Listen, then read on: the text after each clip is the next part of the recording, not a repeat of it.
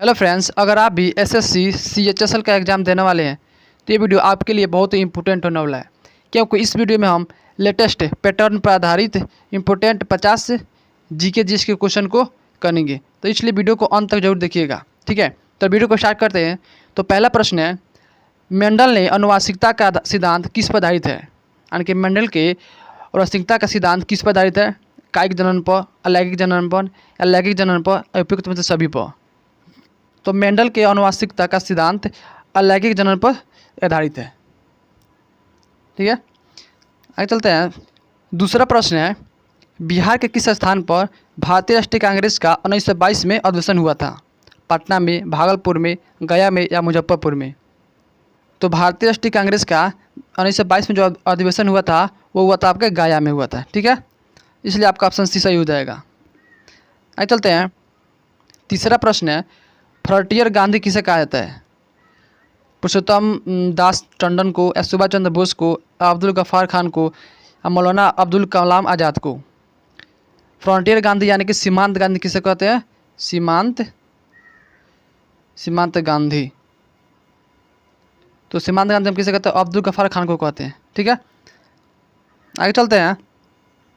चौथा प्रश्न है, इंडिपेंडेंस लेबर पार्टी का गठन किसने किया था? भीमराव अम्बेडकर ने, महात्मा गांधी ने, जयप्रकाश नारायण ने, फिरोज शाह मेहता ने? तो इस प्रश्न का सही उत्तर हो जाएगा ऑप्शन ए, भीमराव अम्बेडकर, ठीक है। आगे चलते हैं। तो पांचवा प्रश्न है, प्रचुर कैल्शियम वाली मृदा को क्या कहा जाता है? जिस मृदा में प्रचुर मात्रा में कैल्शियम पाया जाता है उसे क्या कहते हैं? Pedocal, पेडल्फर, पोडसाल, laterite? तो प्रचुर मात्रा में जो किसमें कैल्शियम पाया जाता है उसे हम पेडोकॉल कहते हैं, ठीक है। आगे चलते हैं।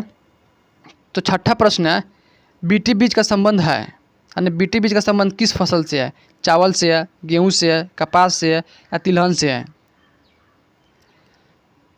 तो बीटी बीज का संबंध कपास से है, ठीक है। आगे चलते हैं। सातवां प्रश्न है, किसे चिपको आंदोलन के व्यवहारिक पक्ष के रूप में माना जाता है? चंडी प्रसाद भट्ट को, श्रीमती गौरा देवी को, कॉमरेड गोविंद सिंह रावत को, सुंदरलाल बहुगुणा को? तो इसका सही तो हो जाएगा ऑप्शन डी, सुंदरलाल बहुगुणा को, ठीक है। आठवां प्रश्न है, गांधी जी दक्षिण अफ्रीका कितने वर्ष रहे थे? यानी कि गांधी जी जब भारत से दक्षिण अफ्रीका गए थे तो वहाँ पर कितने वर्ष तक रहे थे? 26 वर्ष, 21 वर्ष, 16 वर्ष, या 15 वर्ष? इसका सही उत्तर हो जाएगा ऑप्शन बी, 21 वर्ष, ठीक है। महात्मा गांधी अफ्रीका में 21 वर्ष रहे थे, ठीक है। और कितने वर्ष की आयु में वो दक्षिण अफ्रीका गए थे? तो हो जाएगा आपका 24 वर्ष की उम्र में गए थे, ठीक है। कहाँ? दक्षिण अफ्रीका गए थे, ठीक है। 24 वर्ष की उम्र में दक्षिण अफ्रीका गए थे और 21 वर्ष वहाँ पर रहे थे, ठीक है। 9वां प्रश्न है, किस पुर्तगाली गवर्नर ने नीले पानी की नीति अपनाई? मतलब किसने नीले पानी की नीति अपनाई थी? Francisco de Almeida, Alfonso de Albuquerque, या नादो दा कुन्हा, या इनमें से कोई नहीं? तो हो जाएगा ऑप्शन ए, फ्रांसिस्को डी अल्मिंडा, ठीक है। आगे चलते हैं। 10वां प्रश्न है,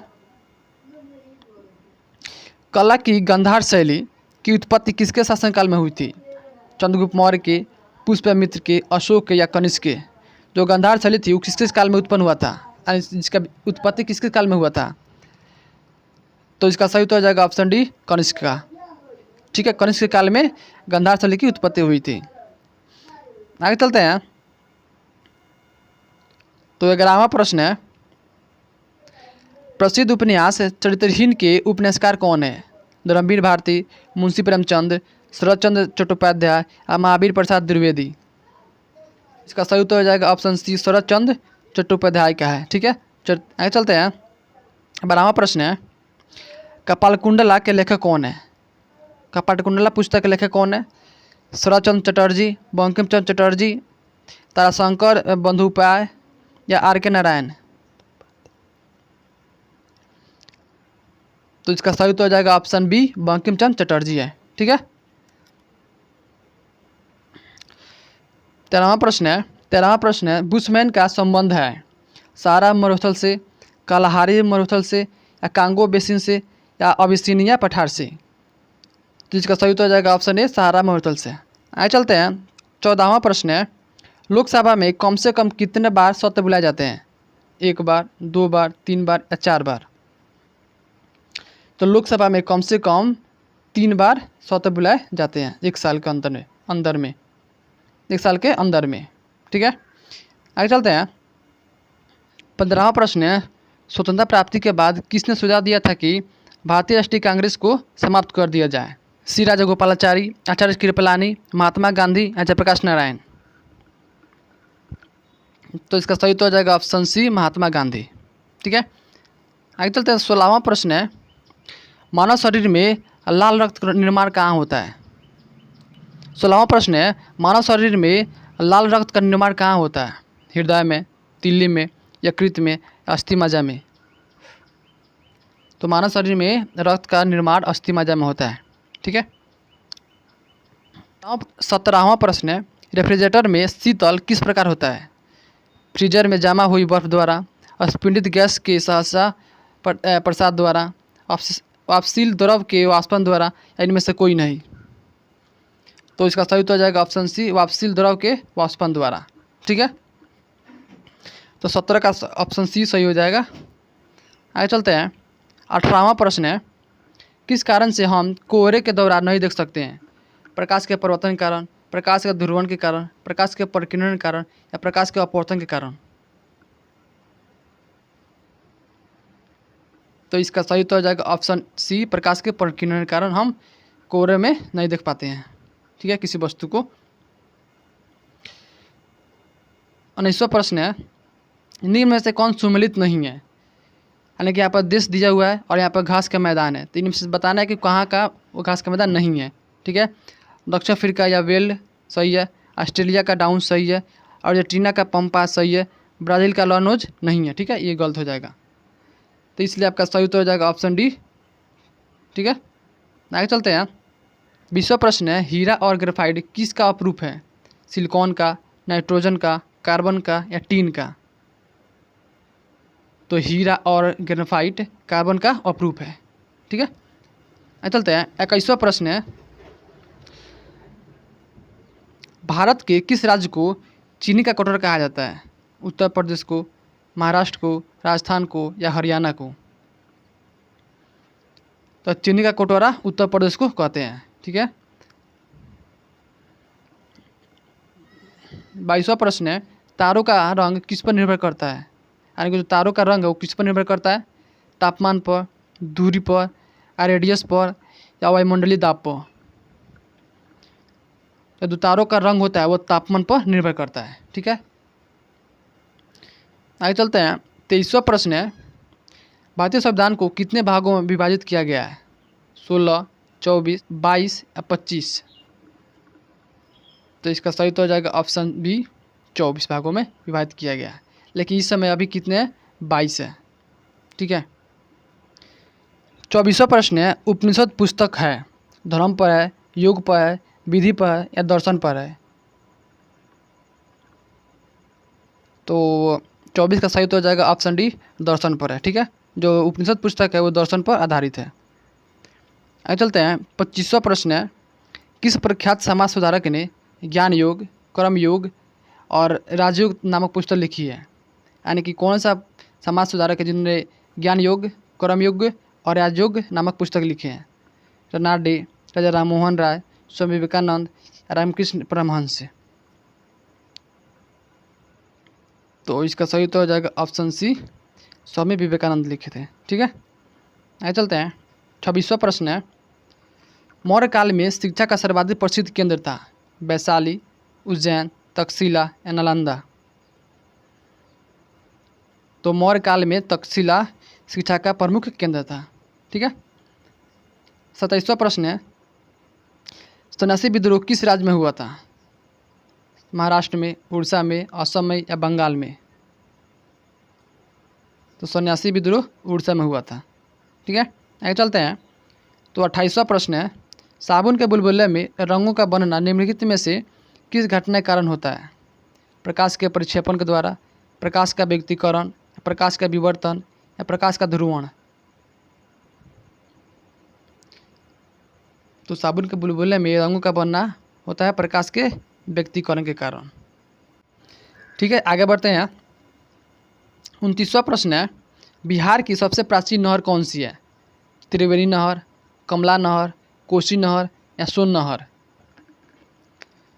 तो बिहार की सबसे पुरानी नहर है त्रिवेणी नहर है। ठीक है, आगे बढ़ते हैं। तब 30वां प्रश्न है, मुगल काल की राजभाषा कौन थी? उर्दू, हिंदी, अरबी या फारसी? तो मुगल काल की राजभाषा फारसी थी। ठीक है, आगे बढ़ते हैं। तो 31वां प्रश्न है, भारतीय पुरातत्व विज्ञान का जन्मदाता किसे कहा जाता है? दयाराम साहनी को, राखालदास बनर्जी को या अलेक्जेंडर कनिंघम को या यज्ञदत्त को? तो भारतीय पुरातत्व का जनक अलेक्जेंडर कनिंघम को कहते हैं। ठीक है, आगे बढ़ते हैं। तो 32वां प्रश्न है, भारतीय रिजर्व बैंक की लेखा वर्ष अवधि क्या है? अप्रैल से मार्च, जुलाई से जून, जनवरी से दिसंबर या अगस्त से जुलाई? तो भारतीय रिजर्व बैंक की लेखा अवधि अप्रैल से मार्च है। ठीक है, आगे बढ़ते 33वां प्रश्न है, अंतर्राष्ट्रीय शांति एवं सुरक्षा संविधान के किस अनुच्छेद के संबंधित है? यानी कि अंतर्राष्ट्रीय शांति और सुरक्षा संविधान के किस अनुच्छेद से संबंधित है? अनुच्छेद 48, अनुच्छेद 49 या अनुच्छेद 50 या अनुच्छेद 51? तो इसका सही तो हो जाएगा ऑप्शन डी, अनुच्छेद 51। ठीक है, 34वां प्रश्न है, पृथ्वी पर सबसे पुराना जीव कौन सा है? यानी कि पृथ्वी पर सबसे पुराना जीव कौन सा है? तो इसका सही तो हो जाएगा ऑप्शन ए, नीलहरित शैवाल है। ठीक है, आगे बढ़ते हैं। तो 35वां प्रश्न है, निम्न में से कौन सा अपघटक का उदाहरण है? कौवक, गाय, बाघ या घास? तो अपघटक का उदाहरण हो जाएगा ऑप्शन ए, कौवक है। ठीक है, आगे बढ़ते हैं। तो 36वां प्रश्न है, 1921 का मोपला आंदोलन की शाखा थी? खिलाफत आंदोलन, 1857 का स्वतंत्रता संग्राम, स्वदेशी आंदोलन या असहयोग आंदोलन? तो 1921 का मोपला विद्रोह आंदोलन का शाखा थी खिलाफत आंदोलन। ठीक है, आगे बढ़ते हैं। 37वां प्रश्न है, अगस्त 1923 में बनारस हिंदू महासभा के अधिवेशन की अध्यक्षता किसने किया था? स्वामी सदानंद ने, डॉक्टर राजेंद्र प्रसाद ने, लाला लाजपत राय ने या पंडित मदन मोहन मालवीय ने? तो इसका सही उत्तर हो जाएगा ऑप्शन ए, स्वामी सदानंद ने। ठीक है, आगे बढ़ते हैं। तो 38वां प्रश्न है, वर्ष 1934 में बनी बिहार सोशलिस्ट पार्टी के सचिव कौन थे? आचार्य नरेंद्र देव, जयप्रकाश नारायण, रामवृक्ष बेनीपुरी या कर्पूरी ठाकुर? तो इसके सचिव थे जयप्रकाश नारायण थे। ठीक है, आगे बढ़ते हैं। दूसरा प्रश्न है, दल बदल विरोधी कानून संविधान का कौन सा संशोधन संबंधित है? 51वां, 52वां, 53वां या 54वां? तो दल बदल के विरुद्ध कानून 52वां संविधान संशोधन से संबंधित है। ठीक है, आगे बढ़ते हैं। 40वां प्रश्न है, दक्षिण एशिया का सबसे बड़ा मरुस्थल कौन सा है? थार, कालाहारी, अटाकामा या कोलोरेडो? तो इसका सही उत्तर हो जाएगा ऑप्शन ए, थार है। ठीक है, आगे बढ़ते हैं। 41वां प्रश्न है, कृष्णदेव राव किसके समकालीन थे? शेरशाह सूरी के, हुमायूं के, बाबर के या अकबर के? तो कृष्णदेव राव बाबर के समकालीन थे। ठीक है, आगे बढ़ते हैं। तो 42वां प्रश्न है, नामदफा नेशनल पार्क कहाँ है? नामदफा नेशनल पार्क कहाँ है? मिजोरम में, मणिपुर में या त्रिपुरा में या अरुणाचल प्रदेश में? तो नामदफा नेशनल पार्क अरुणाचल प्रदेश में है। ठीक है, आगे बढ़ते हैं। तो 43वां प्रश्न है, भारत के पूर्वी तट पर स्थित पतन है? कंडला और हल्दिया, हल्दिया और कोचिंग, पारादीप और कंडला या पारादीप और हल्दिया? तो इनमें से पारादीप और हल्दिया भारत के पूर्वी तट पर स्थित है, इसलिए आपका ऑप्शन डी सही हो जाएगा। आगे बढ़ते हैं। 44वां प्रश्न है, निम्न में से किस खगोलीय पिंड में हीलियम 4 प्रचुर मात्रा में है? पृथ्वी पर, चंद्रमा पर, शुक्र पर या शनि पर? तो इसका सही उत्तर हो जाएगा ऑप्शन डी, शनि पर है। ठीक है, आगे चलते हैं। तो 45वां प्रश्न है, हिमालय पर्वत श्रृंखला किसका उदाहरण है? ज्वालामुखी पर्वत का, अवशिष्ट पर्वत का, ब्लॉक पर्वत का या वलित पर्वत का? तो हिमालय पर्वत श्रृंखला वलित पर्वत का उदाहरण है। ठीक है, आगे 46वां प्रश्न है, किस भारतीय राष्ट्रीय आंदोलन का शीर्ष गीत बना वंदे मातरम? चंपारण सत्याग्रह आंदोलन, सविनय अवज्ञा आंदोलन, असहयोग आंदोलन, स्वदेशी आंदोलन। तो स्वदेशी आंदोलन का शीर्ष बना है वंदे मातरम। ठीक है। 47वां प्रश्न है, किर्गिस्तान की राजधानी है बिश्केक, बाकू, दुशानबे या आरगावत? तो किर्गिस्तान की राजधानी है बिश्केक है। ठीक है। आगे बढ़ते हैं। तो 48वां प्रश्न है, 21 दिसंबर 1911 में पहली बार जन गण मन कहाँ गाया गया था? मुंबई में, लखनऊ में, कोलकाता में, साबरमती में? तो आपका सही उत्तर हो जाएगा ऑप्शन सी, कोलकाता में गाया गया था। ठीक है। आगे बढ़ते हैं। 49वां प्रश्न है, बंगाल की एशियाटिक सोसाइटी के प्रवर्तक थे? बंगाल एशियाटिक सोसाइटी की स्थापना कब हुआ था? 1784 में। ठीक है। तो इसके प्रवर्तक कौन थे, यानी कि इसकी स्थापना किसने किया था? वारेंगन हेस्टिंग्स ने किया था। ठीक है। आगे बढ़ते हैं। 50वां और अंतिम प्रश्न है, कौन एक जलीय ग्रह कहलाता है? बुध, चंद्रमा या पृथ्वी या मंगल? तो जलीय ग्रह पृथ्वी कहलाता है। ठीक है। दोस्तों, इस वीडियो को यहीं पर समाप्त करते हैं और हमें कमेंट करके बताएं कि आपने 50 प्रश्नों में से कितने प्रश्नों का उत्तर दिया है। ठीक है।